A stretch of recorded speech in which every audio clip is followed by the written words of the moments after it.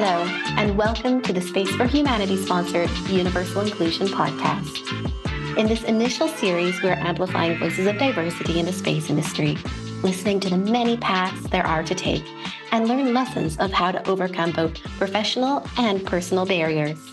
Hi, I'm your host, Aisha, and I'm the founder and CEO of Universal Inclusion, as well as the Director of Programs at Space for Humanity. Today, we're joined by Dr. Shawna Pandya, a medical doctor and a newly named astronaut with the International Institute for Astronautical Sciences, or IIAS.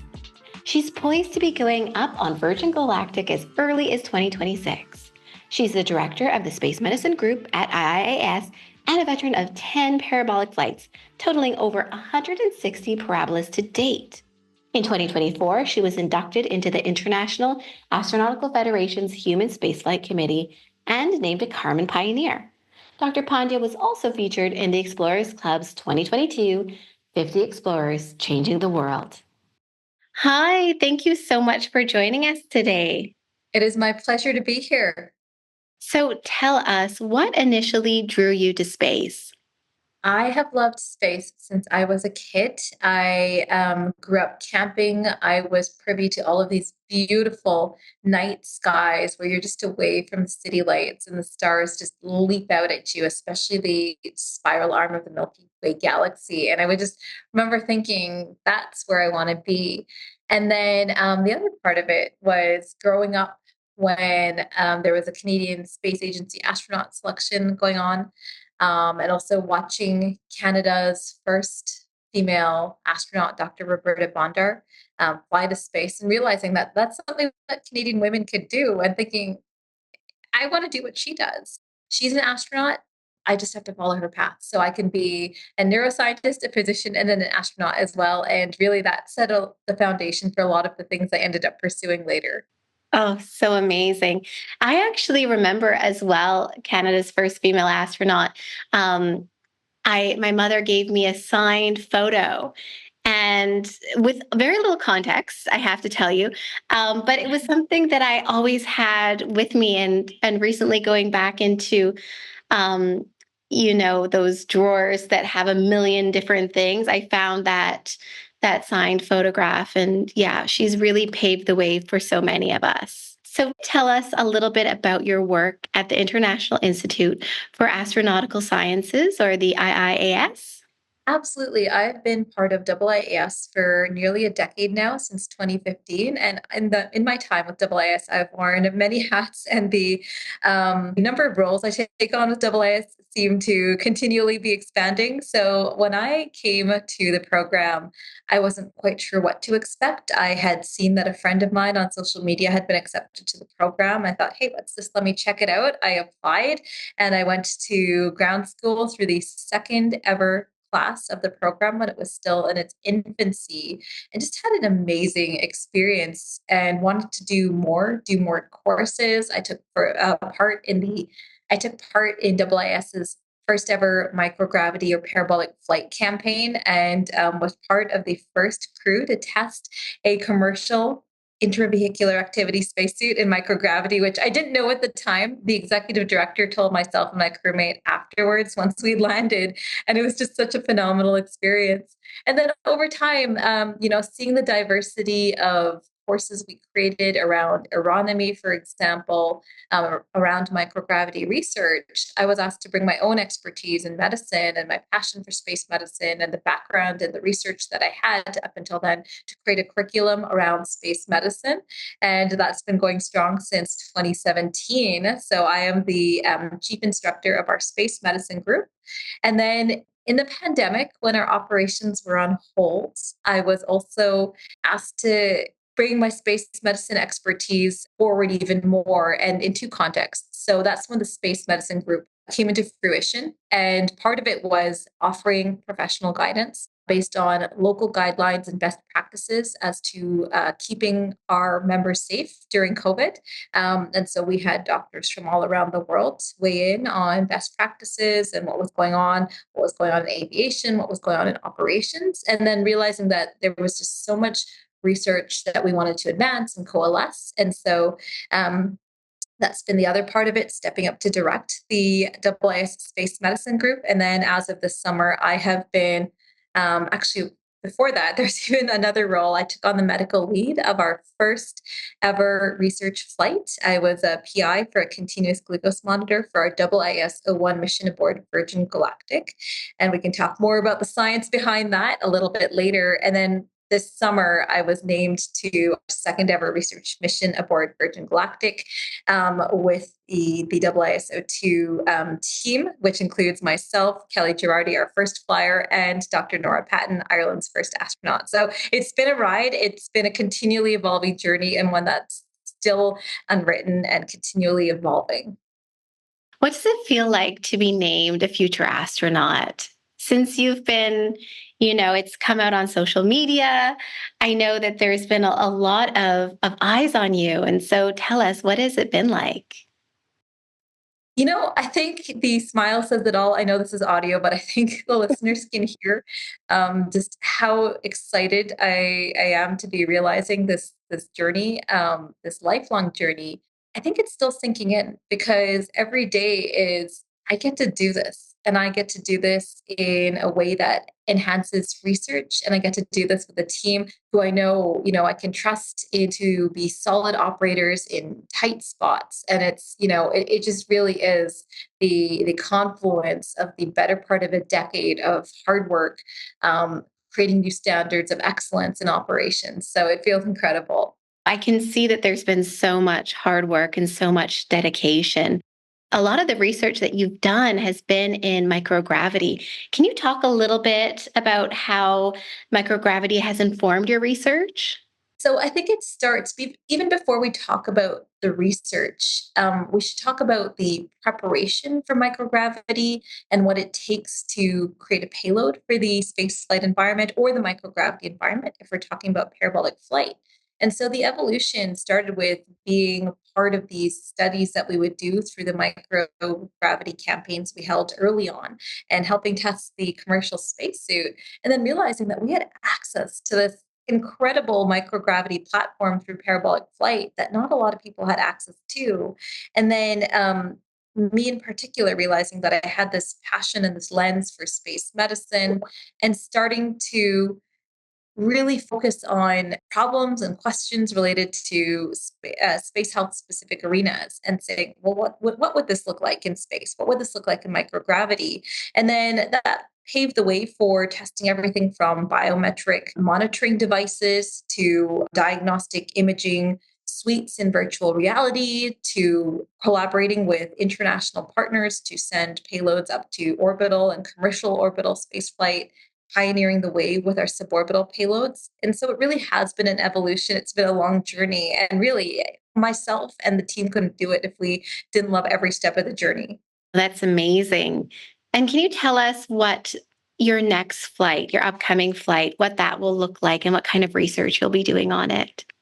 So we are in the middle of the down select of our payloads. We have a very long laundry list that we've built over the years of microgravity heritage, both through parabolic flight as well as now through suborbital flight. So the themes are set. We are dedicated towards advancing science and research around biomedical as well as physical sciences. And so one example of that is Kelly had flown a fluid cell on her first research flight, and there's a lot of great data and even more that we want to try with that. So that will be one of the payloads on our upcoming flight. And then for biomedical, there is actually so many that we're kind of weighing what the overall picture will look like with 3 researchers being able to fly, to coordinate. So stay tuned for more. We did pioneer a lot with our continuous glucose monitor payload in the IISO1 research mission aboard Galactic 5. So that was the first time a continuous glucose monitor had been sent to space on a suborbital flight.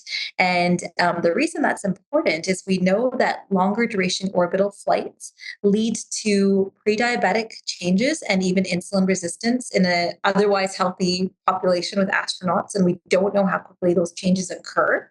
And then the other part of that is previously having need for a continuous glucose monitor has been a disqualifying consideration from the medical standpoint for spaceflight. And in this new era of commercial spaceflight and wanting to create access for more, proving the safety of that device has been knocking down one more barrier to access.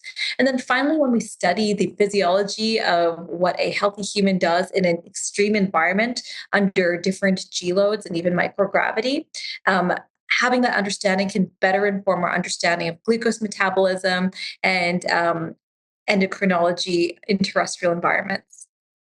I love that your research is helping to expand access. That's beautiful. And when it comes to each flight, we have so few. And so each flight we have an expansion of representation. So you're marked to be one of the firsts. Can you tell us what community you're going to be representing as a first?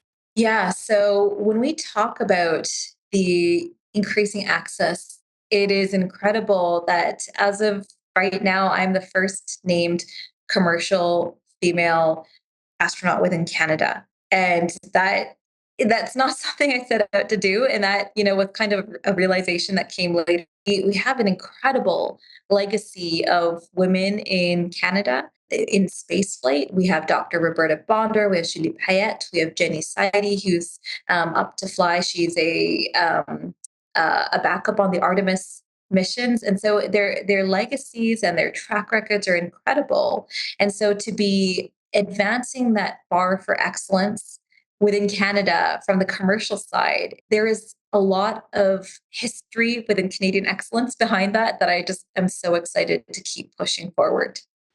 As a fellow Canadian, I'm so excited. I'm so excited that we're going to be having more representation and that young people can really look up to you as, hey, this is the first female commercial astronaut. Are you doing a lot of outreach at schools and talking to young people? Yeah, definitely. It's the spirit is willing, but the hours in the day are weak. So there's amazing requests. I'm trying to manage as many as I can.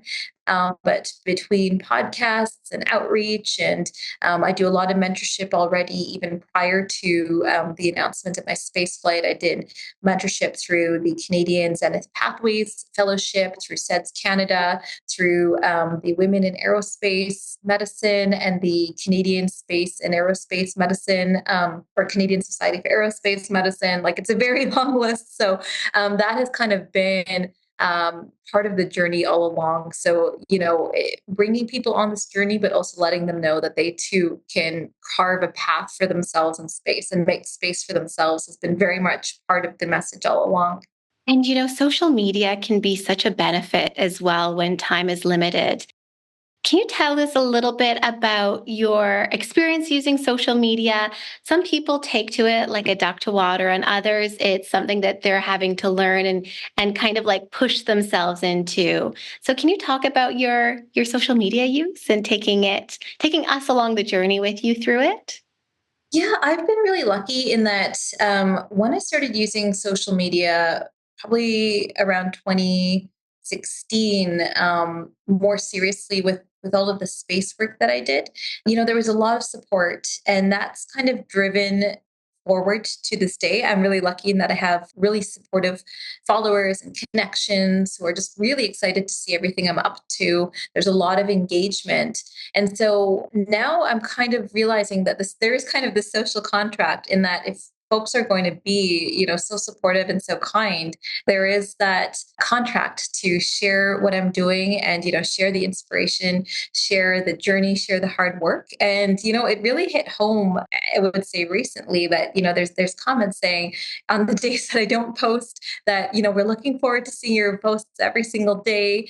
There's just a lot of appetite for this is a whole new era and we just want to follow the journey. So it's been incredibly wonderful. And I think, seeing that wave of excitement amongst generations, amongst disciplines across the globe, I feel like I only have a single perspective, maybe a drop in the bucket of what the overall audience is like. But it's really, I'm really humbled and gratified by it. It's so great to be able to follow along on a journey that is not just inspirational, but really unique. Like, you cannot find anyone doing what you're doing, living your life, having your experiences. And I think that's what really, one of the things that really draws people into your content. I think there's still some experimentation with it. I think everything I do, there really is a lot of it's just part of my daily life. And I would say for the past 2 years, there was probably about 1% of the content that was getting posted, just because there's so much in the actual moment that's going that's actually going on. um it surprises me what drives the engagement sometimes when there's genuinely good news. That's there's just always so much genuine support. So I think, and that good news, that goodwill, that's always a pleasant surprise, when we are living in a very complex world where there's also always lots of reasons to have butting heads and not necessarily being on the same page. So I think just the coming the celebration with me, and then also, I never started out wanting to be a role model or thinking I would be a role model, and just having that reminder, that frequent reminder, that this is inspiring folks who never saw themselves in space, by virtue of their background, their geography, their discipline, their age. They're seeing themselves in this as well. And so that's, I think the content that I put out, just me being me, tends to drive engagement. Yes, there's definitely an authenticity to your content. And like you said, people want to see themselves and not a polished astronaut that we've traditionally seen. We want to see real people. And with that, I think it's interesting as access is expanding, representation is expanding. How can people get into the space industry? What advice would you have for folks that might be at the beginning of their career?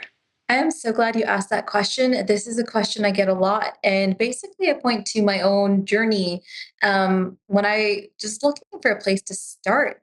Conferences, student groups, and forging my own way, I would say would be my top three pieces of advice.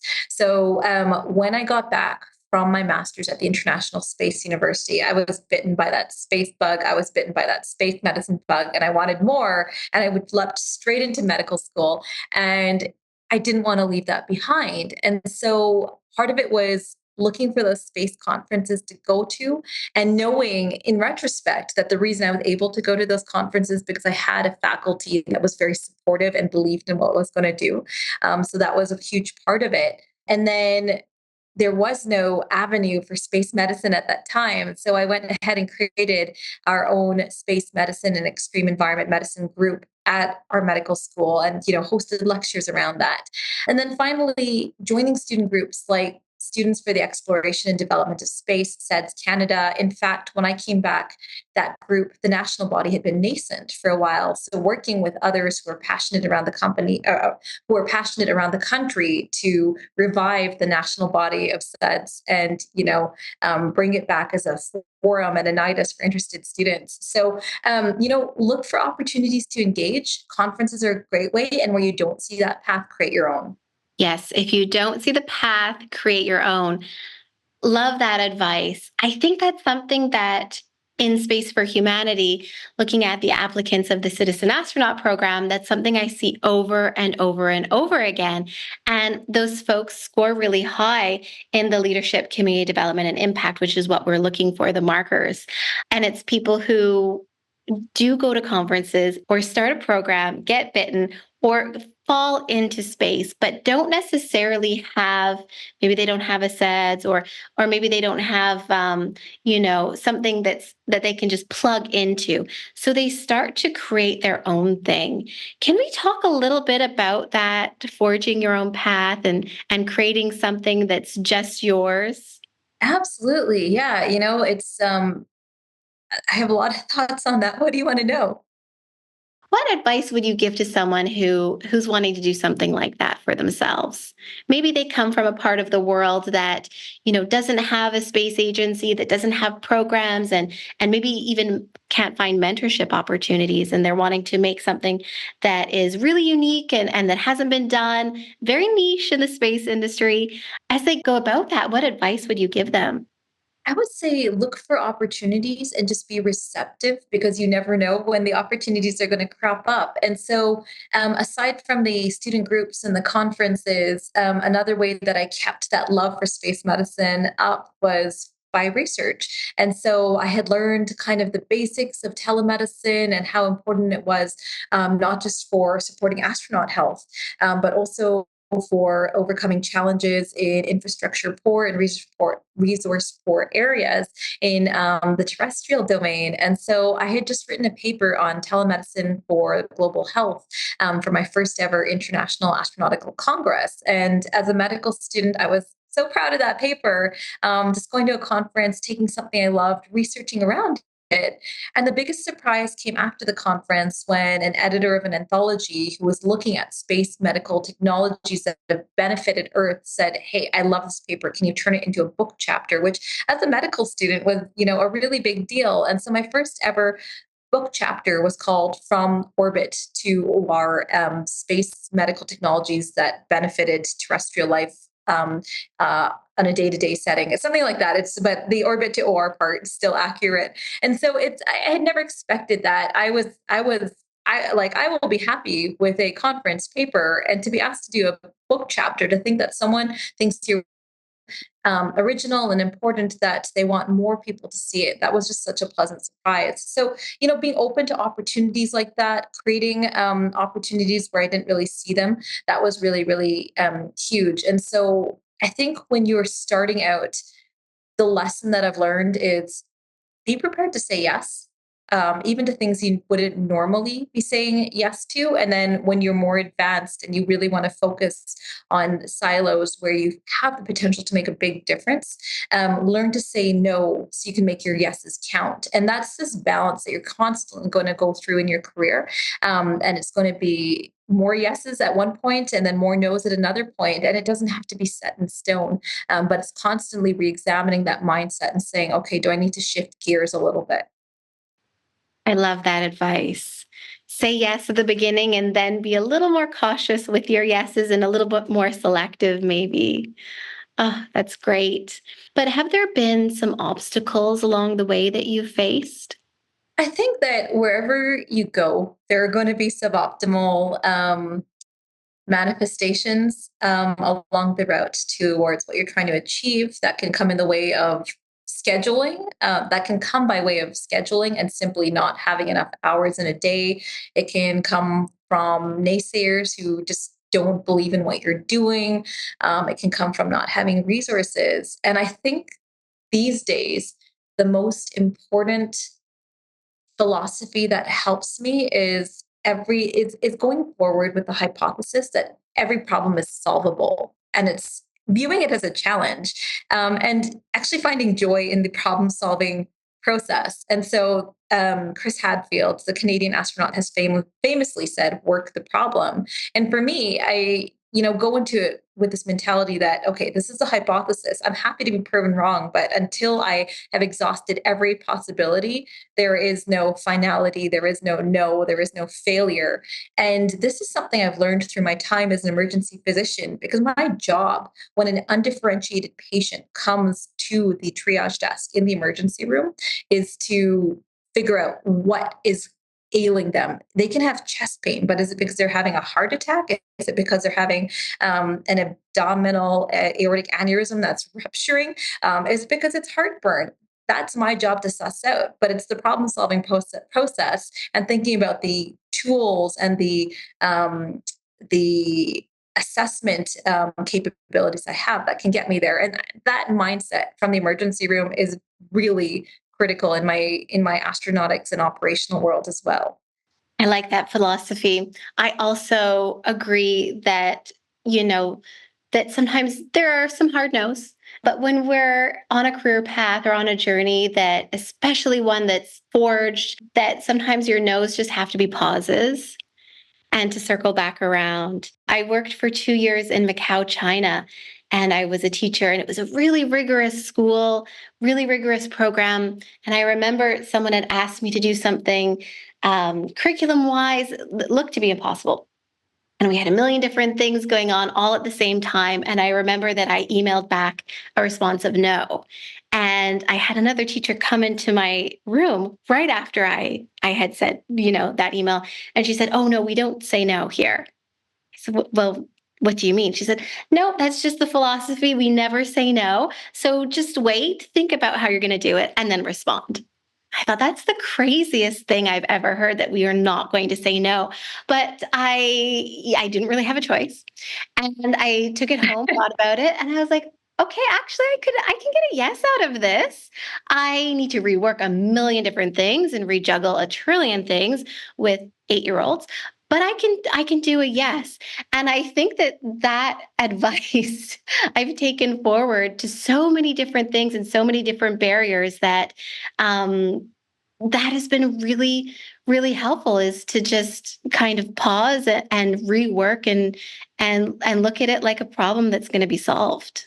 Absolutely. And, I think other tools and mindsets along the way is, how do I get to yes? Or, if you're in conflict with someone, I work in so many teams. I work in teams in healthcare, I work in teams in technology development, obviously in astronautics as an aquanaut.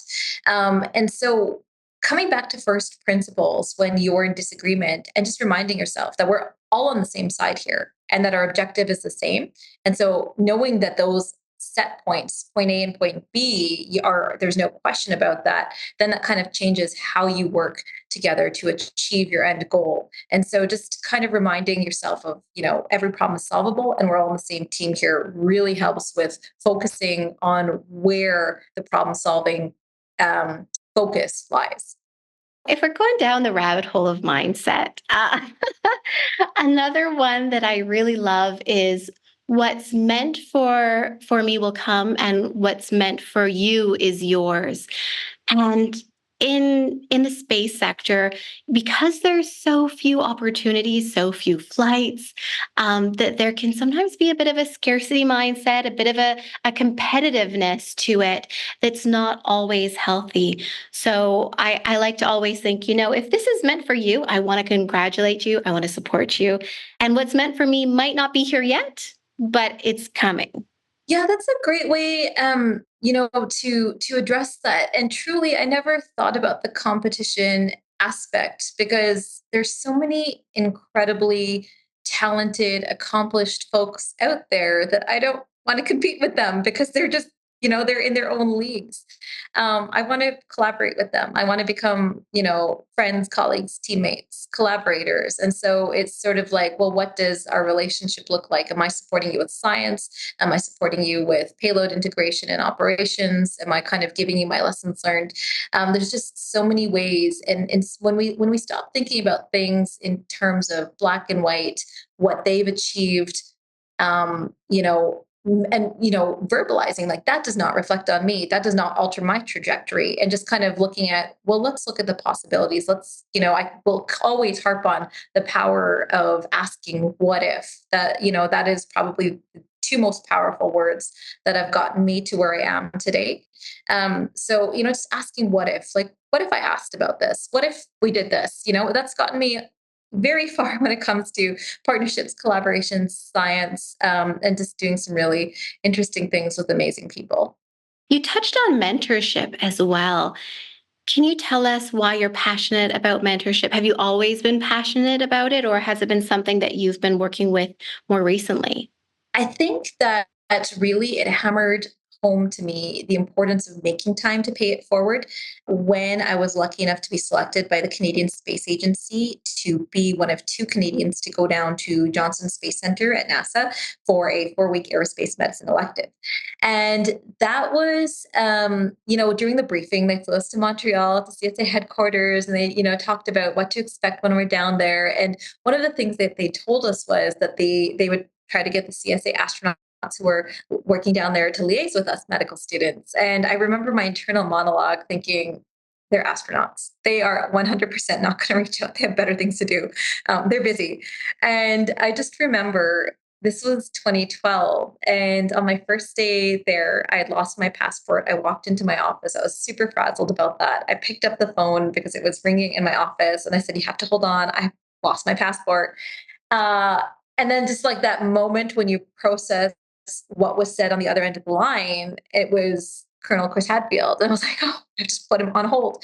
And, it's not like the man wasn't busy. He was training to be commander of the International Space Station in that era. He had things to do, but he just made such a point to spend time with myself and the other medical student answering our questions about space and operations and what it's like to work at NASA. And, parallel experience with David Saint-Jacques, who flew with CSA in 2018 to IIAS, and Jeremy Hansen, who is now training to be on Artemis 2. They gave us tours of JSC. They, took us sailing, like just incredible human beings. And again, like it just hammers home to you that these are folks who are high performers, living their best lives, incredibly busy, yet they still make a conscientious effort to step out of what they are doing. They make a conscientious effort to step out of what they're doing and reach out to folks who are just starting out. And those memories stay with you throughout your career. And so that really is why it's so foundational to me to pay it forward, because folks who had no obligation, who were busy, made it an effort when they were at their peak and who are still at their peaks. And the other part of it is realizing that everyone has something to offer, no matter where you are in your career, starting out, if you're mid-career, if you're senior level, like someone somewhere looks up to you. Even if you're a high school student and you are in grade 11 or grade 12, there's someone a grade below you who is like, I want to do what they're doing. And so you have a lot to offer. And we shouldn't discount our experience based on where we are in a career. We are able to uplift others who may come after us, who may be admiring something about us. So that's why I truly believe in the truly paying it forward. And, I've mentored, like I said, with Zenith, with SEDS, with CSAM, with WHAM, with Possum 13, with Shad Canada, there's a few more, I'm forgetting a few, but that's been like part of the process all along. And and that's through the formal mentorships, right? And it's sort of like if someone has a specific question that I can offer, it's a no factor to be able to offer that experience. And then the other part of it is with mentees who may be asking broad, specific questions that don't need me in the equation, guiding them towards where they can find the answer, so that they still have an answer, even if I'm not, don't have the bandwidth to take on that specific question. I'm so passionate about mentorship, especially informal mentorship. Like you're saying, there's so many things people have questions about, specifically for folks that come from communities that have had barriers to employment. Because I find that for years I've been mentoring in different spaces, especially with communities that are underrepresented. And now in the space industry, that's so many folks. And people I've mentored before, it can be things that I've never thought about, related more to the personal. Or it could be things like, okay, how do I negotiate my compensation package? All the way to, hey, do you know so and so who knows so and so who knows so and so, and can you get me an email introduction? But the through line with all of this mentorship is that it's a safe space to be vulnerable. It's a safe space to, have someone to reach out to. And I've got people who, years later come back, and it's just creating such a rich community. And I also reach out to the people that I've mentored too, So it really is a back and forth that's created.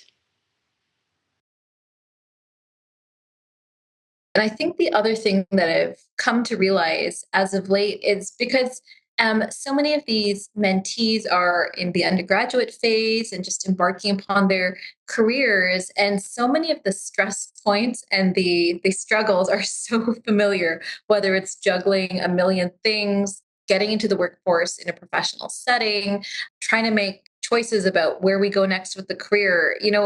I've been through all of that. And now having the luxury of hindsight, reassuring these amazing mentees that it's going to be okay. There are no wrong answers, because whether you pick a master's or a professional program or going out into industry, it's that spark and that drive within you that actually is driving your success. So, you can lose sleep over which program you go to and which route you take.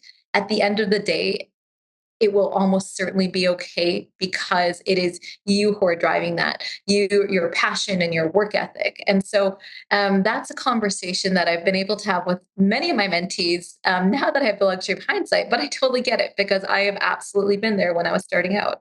Yes. And it feels like such high pressure, especially when you're maybe in a program that you have to track into another, maybe into your master's or your PhD. And it feels like the biggest question in the world: what program? Do I do it now? Do I defer?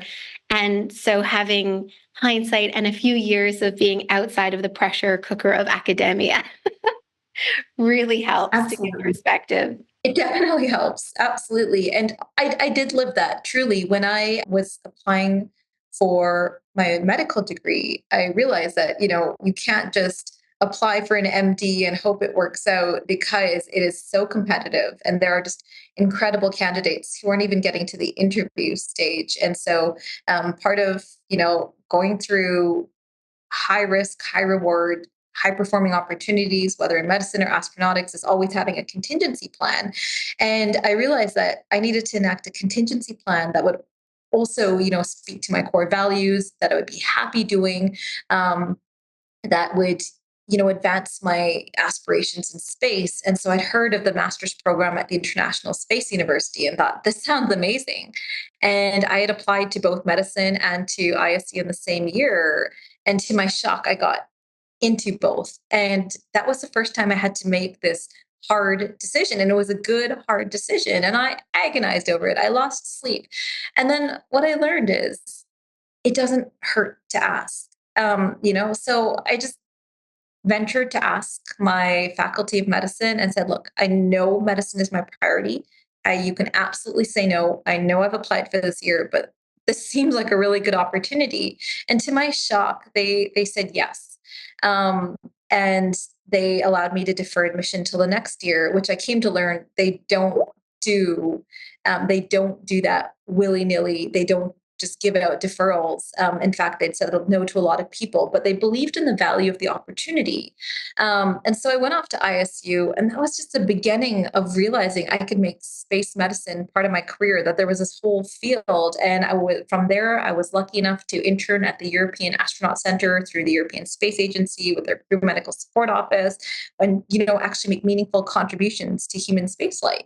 And it started with, being ambitious enough to pursue two passions, realizing that it didn't hurt to ask. And then, just pursuing the things that I loved and wanting to, create a mark in both spheres, in medicine and in space. Actually, our new executive director, Antonio, always says, if you don't ask, you don't get.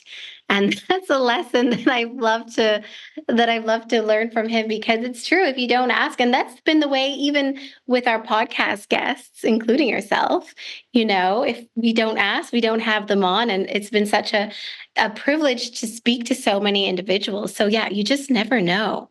Absolutely. And I think the last lesson there is the value of having a supportive environment. So, with the folks that I mentor, especially at the high school and the undergraduate and graduate levels, and even in medical school, find the environment that believes in what you are doing, because there are so many colleagues along the way who were just incredible, who, were awarded the same opportunities that I was, but just required too much rearranging of the schedule or missing this part of a professional program. And it was just a flat no. Whereas when I trained at the University of Alberta during medical school, the answer was, we believe in the opportunity and we believe in you. So you are going to have to figure out how you are going to go to NASA and then study for your 4-year comprehensive exam and study on your own and then rearrange it afterwards, and then also get your certification in advanced cardiac life support. And that was a scenario, but they rearranged so much so that could happen. So finding those supportive environments is so critical.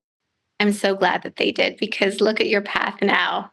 It's been an incredible journey. And so when I reflect on this, I am so mindful that there were so many supports at the professional and the personal level who helped catalyze this journey as well.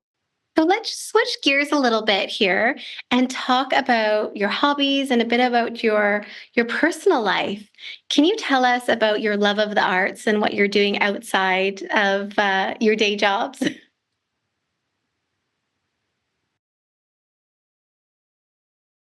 Yeah, so every day is different, but I love being creative, and for me, music has been part of my life for as long as I can remember. I grew up playing piano, and then realized that I actually love composing and creating, and then um, this was never really a formal part of my childhood, but just loved singing. Like I remember my parents went to see the Phantom of the Opera and bought home on cassette tape the whole entire score, and just loving the entire score and memorizing the words. And just, as I went on, and starting to compose my own music and songs, and then dabbling a little bit in public performances, and doing national anthems at sporting events.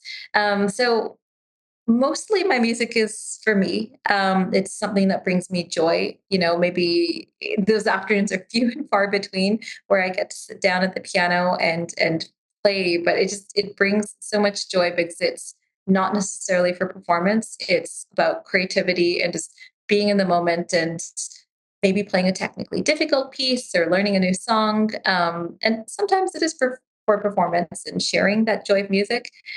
Sometimes it's bridging the science. So with my aquanaut mission, we did something really cool because I was curious as to whether a hyperbaric or increased pressure environment would change the timbre or the caliber of my voice. So I kind of belted out a little bit of Queen at surface pressure, and then belted it out at 1.6 atmosphere. And it sounds pretty much the same as it turns out.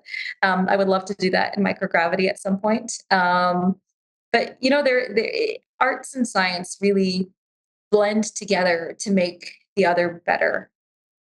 Well, that was going to be my question is, are you going to be singing in space anytime soon? I haven't thought about it in the mission profile. I wouldn't say no. I know that there's been amazing performances in space. Obviously, Chris Hadfield with Space Oddity, Katie Coleman playing the flute. There's a myriad of examples of art in space, and if that becomes part of the journey, I would love that. That is part of who I am. So I think that would be very emblematic and very fit very much with the mission. And you're also an animal lover. Can you tell us a little bit about your parrot? Yeah. She has a very nerdy exploration name. Her name is Jules. She is a rescue parrot. And the reason she's named Jules is because she's this green lagoon kind of oceany color. And she's the exact same color as the lagoon where we did our two Neptune aquanaut missions. And so when I first met her, so I saw her at the vet, and I thought she was just very people oriented. But eventually I was told that she only does that when she sees me. And I honestly thought they were just saying that, but she was just such a special parrot that I had to put it in the adoption papers. And then, when I saw the color, the suggestions were parsley or parsnip or pistachio. And once she came home with me, it was very obvious she was a jewel. So she's a lovely creature. She seeing different types of intelligence outside of human intelligence, seeing how quickly she learns, how keen she is to learn. It's just kind of the joy of being a human on this planet and learning about different things, even in the same environment every day. Um, so she's feisty, but keeps me on my toes. That's amazing. Well, I was telling you, I've got this new baby. And so I'm up in the middle of the night and I'm on Parrot Talk, which is Parrot TikTok. And I've learned so much. I think it's because two parrots are so complex.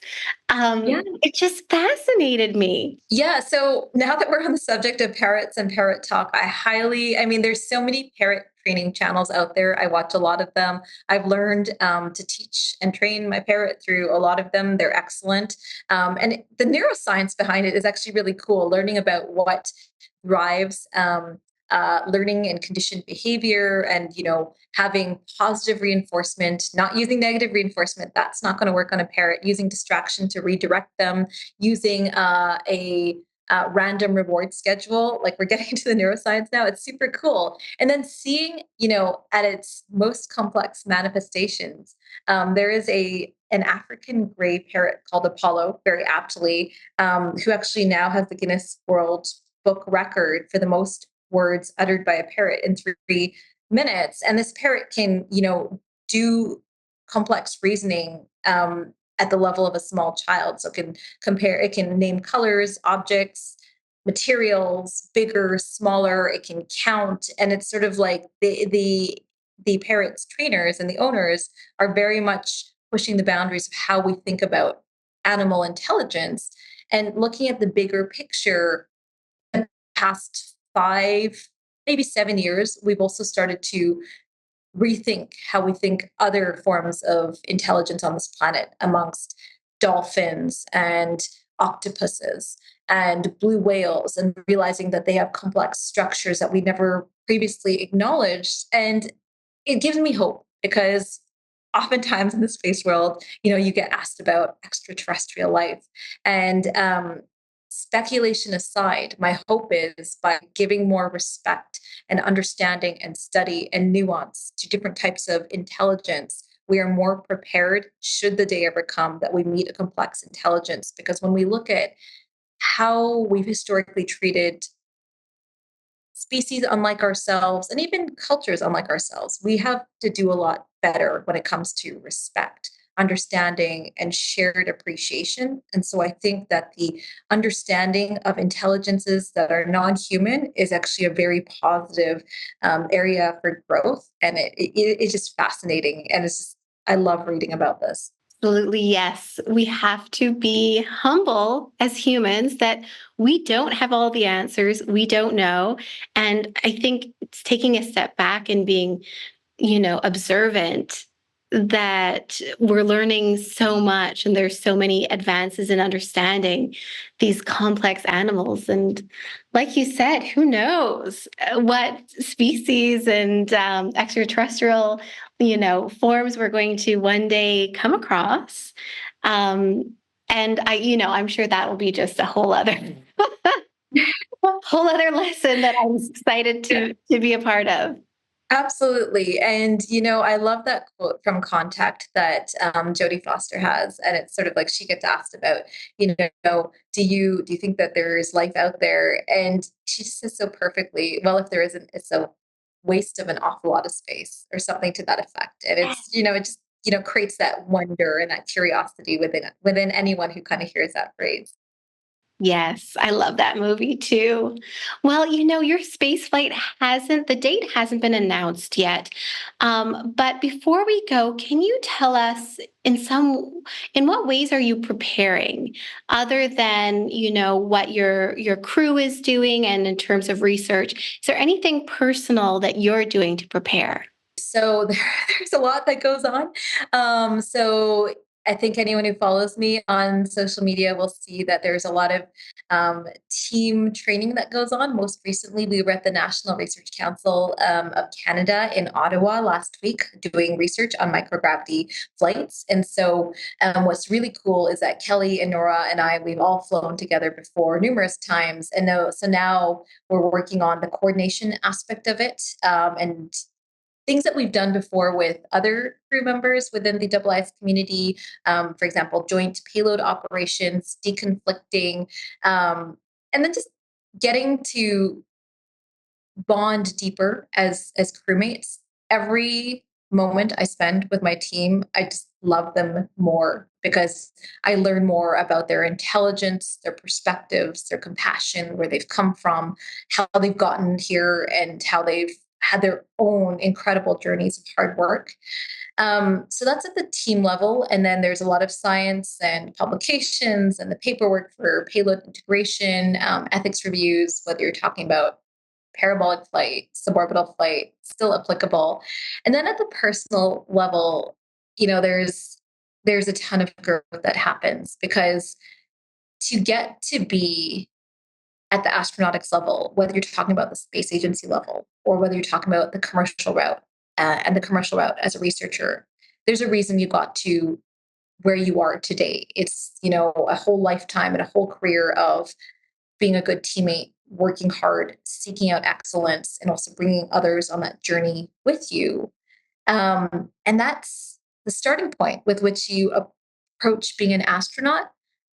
And then you just level up from there, because it's not like, it's like you come with those skills, so you're ready. So we're going to throw even more at you in terms of collaborations, complex problems, international collaborations, negotiations, all of that comes into play. So it's sort of like, there's a reason you're here, and there is a reason that we're throwing such complex problems at you, but it's by no means a cakewalk. It's just leveling up, because you know that you've worked hard enough and you have the skills to go to the next level. It must be one part so satisfying and the other part so exciting as you keep leveling up. That's exactly it. It's really nice to just see the past decade, and even the years leading up to that, of learning and practicing in medicine and astronautics and operations. And now it's sort of like it's like going on a really challenging hike, and you have the skills, you have the preparation to get there, and then you climb this incredibly challenging, steep, slippery peak. And then when you get to the top, it's another discovery. There's all of these other vistas and all of these other paths that you can go down, and the journey is still just beginning. Exactly. The clouds clear and there's more mountain. There's just more discovery. It's discovery all the way up. Yes. Well, it's been so exciting watching your journey so far, and I'm excited to keep watching, keep seeing you on your journey, especially on this upcoming flight. But I'd like to really thank you for taking the time. I know that you are a very busy person, so thank you. Thank you so much for thinking of me. This has been a pleasure, and I'm really hopeful that folks will find something that helps inspire them and get to their own next level. Thank you for listening to the Universal Inclusion Podcast. If you're interested in learning more about how to get involved in the space industry, follow us on Instagram and TikTok at universal_inclusion. Our passion is amplifying voices in STEAM, STEM, and the space industry. If you'd like to be a guest, shoot us a DM. And until next time, ad Astra.